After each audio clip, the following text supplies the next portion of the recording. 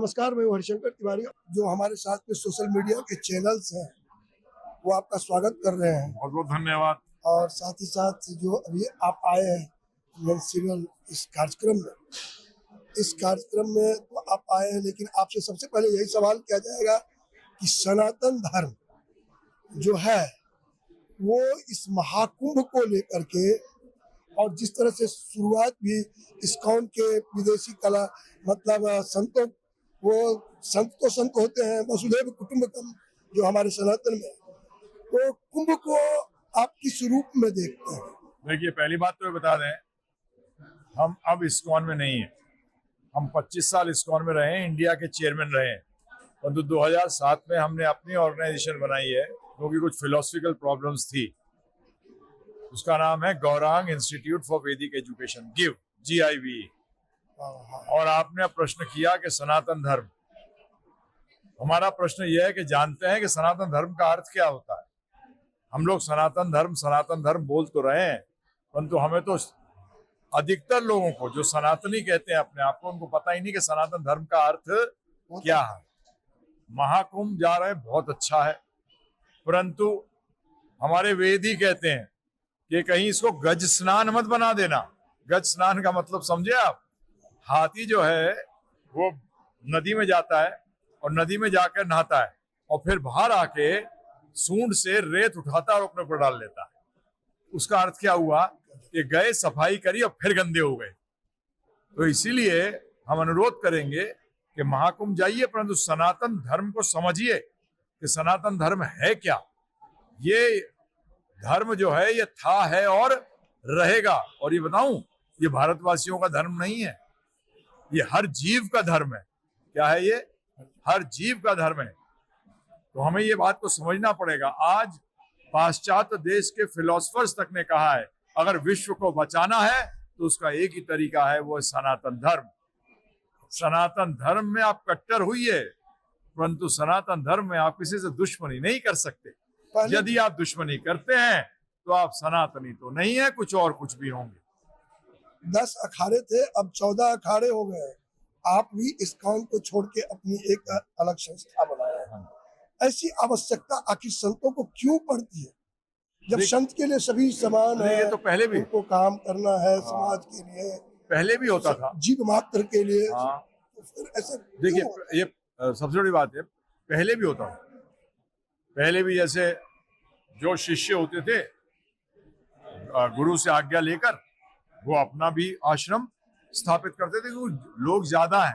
जब लोग ज्यादा हैं तो आपको लोग, उनको पढ़ाने वाले भी तो ज्यादा चाहिए होंगे। अब अखाड़ों में क्या होता है वो हमें नहीं मालूम, परंतु हम तो एक ही चीज का प्रचार करते हैं। हमारा जो ये ऑर्गेनाइजेशन है वो सिर्फ भगवद गीता का प्रचार करता है। आज आप सनातन धर्मियों को हिंदू कहते हैं, तो हमारा एक नारा है, हिंदू हिंदू बनो। क्या? हिंदू हिंदू बनो, सनातनी हो, सनातनी बनो, जानो तो सनातन धर्म होता क्या है। आज हम सिर्फ बोलने से या हिंदू सनातन धर्म का कोई नाम रखने से हम सनातनी नहीं हो जाते। हिंदू को आप लाइफस्टाइल मानते हैं या सनातन धर्म? हिंदू ज्योग्राफिकल टर्म है, भूगोलिक शब्द है, इसका वे ऑफ लाइफ से कोई मतलब नहीं है। ये सिर्फ एक भूगोलिक शब्द है। सारे इंडोलॉजिस्ट ने ऑल ओवर द वर्ल्ड ये एक्सेप्ट किया है कि सिंधु नदी के इस पार जो लोग रहते थे, अर्थात पूर्व तरफ जो लोग रहते थे, वो हिंदू कहलाते थे।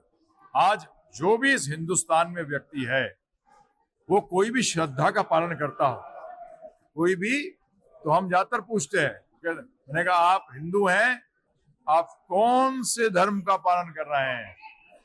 जैनी, इस्लाम, क्रिश्चियनिटी, सब के सब क्या है? किस तरीके से हिंदू? ऐसे इंडियन। इसी तरीके से हिंदू एक भौगोलिक शब्द है, हिंदू किसी धर्म का नाम नहीं है। हिंदू का क्या धर्म है? तो आज मैं अगर आपसे मिलूंगा तो पूछो, आपने कहा मैं हिंदू, वेरी गुड, कौन से धर्म का पालन करते हो? तो आप कहोगे सनातन धर्म का पालन करता हूँ। तो अभी दुनिया जो भौतिकवादी व्यवस्था के पीछे भाग रही है, तो उसको रोकने के लिए आप लोग क्या कर रहे हैं? क्योंकि वो तो जहन्नुम में ही ले जाएगा। आपने बिल्कुल सही कहा, परंतु रोकना हल नहीं है। हम एक गलती करते हैं, योग का मतलब जोड़ना होता है, योग का मतलब छोड़ना नहीं है जो गलत चीज, जैसे उदाहरण के तौर पर आपको भूख लगी, भूख को छोड़ सकते हो? नहीं। आप खाने को जोड़ते हो तो भूख क्या होती है? छूट जाती है।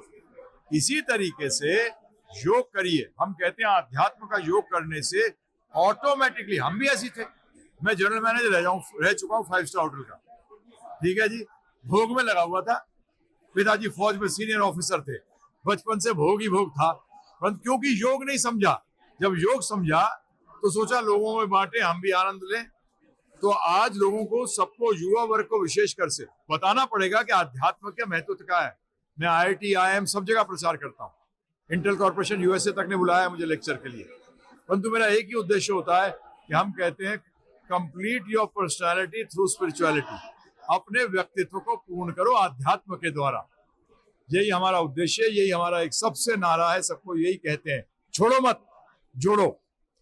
तो अध्यात्म विज्ञान को कैसे बल दे सकता है, इस पर पूरा जोर लगा रहे हैं, बल दे रहे हैं, यहाँ तक कि बड़े बड़े संस्थानों में जा करके और वहाँ ये लेक्चर देते हैं IIT, IIM में कि किस तरह से इनको कुछ पूछना है। मेरा एक सवाल है कि सर, आप सनातन धर्म वसुधैव कुटुंबकम और ऑल रिलीजन्स आर इक्वल, तो कैसे देखता है?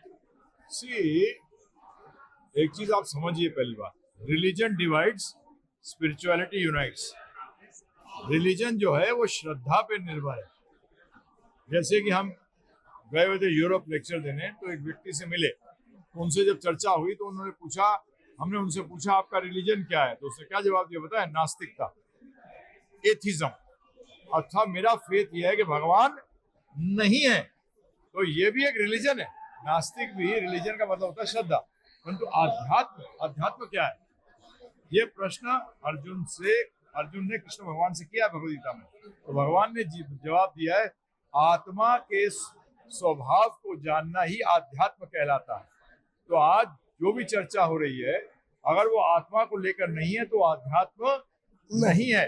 और आत्मा का लक्षण क्या है? ये जीवन। अब बताइए कौन से देश में, कहाँ जीवन नहीं है?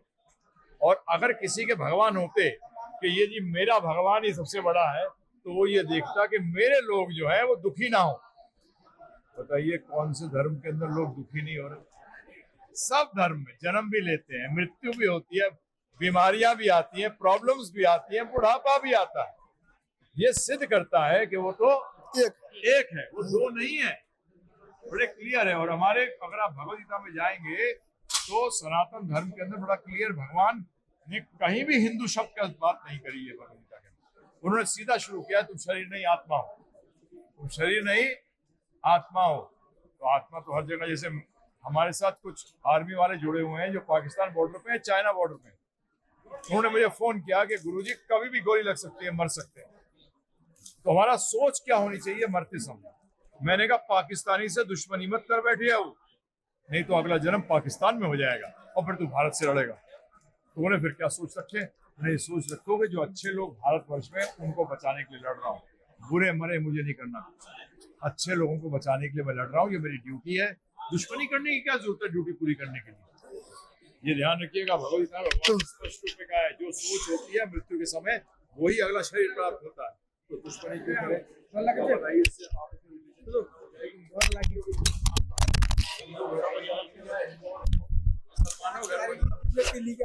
आ गई। चलो, क्या कौन है ये? क्या पूछा आपने? पूछ लिया जितना पूछ। क्या मुझे तो बता दो सवाल। हरे कृष्ण। हरे कृष्ण।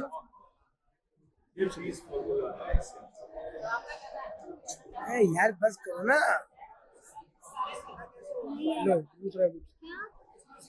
बेटा उतना ही सीधा रहता है, ये घुमाओ ना, बाइबल के जॉन ऊपर नीचे कर, पकड़ लेना।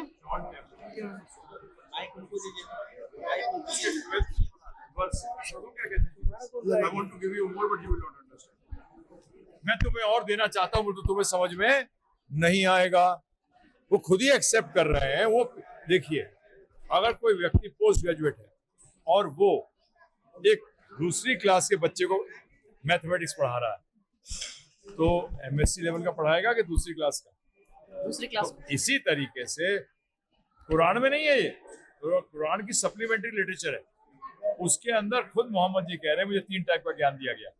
एक बोला गया सबको बांट दो, एक बोला गया पात्र देख के बांटना, और तीसरा बोला गया सिर्फ तुम्हारे लिए। या इधर भी नहीं हो गए लेवल, परंतु सेकंड क्लास का बच्चा बेकार है ये बोलना गलत है। एजुकेशन वो भी ले रहा है, आस्ते आस्ते क्या करेगा, एडवांस होगा।